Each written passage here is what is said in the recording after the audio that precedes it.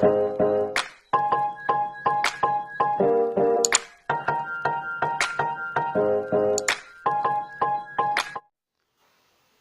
الله الرحمن الرحيم. السلام عليكم ورحمة الله وبركاته. وولالكن مجن محمد حسين ويدين سو jeedinaya waxyaabo uu arko inay idinka idin faa'iido yihiin.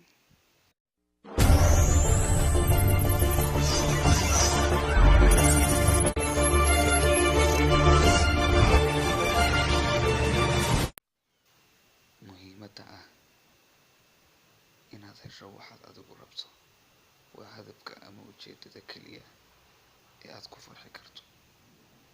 wax kasta waxaad u samaysaa si kastaba ha kugu qaadatee inaad hesho waxay adigu naftaadu rabto.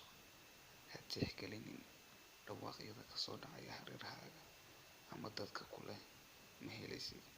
waad helaysaa haddaad adigu dadaasho, waanaad guulaysanaysaa haddii aad waddada saxda aad qaado.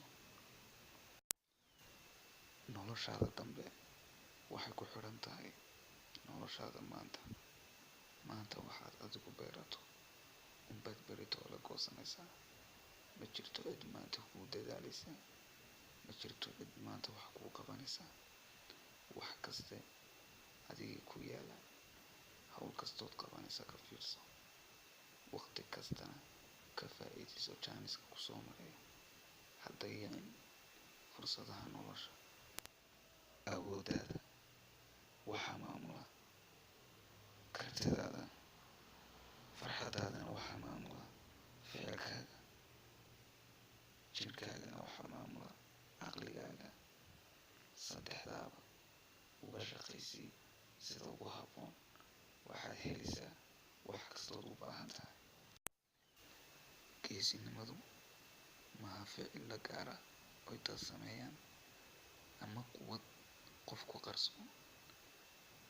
geesinimadu waa kalsoonida aad ku qabto naftaada.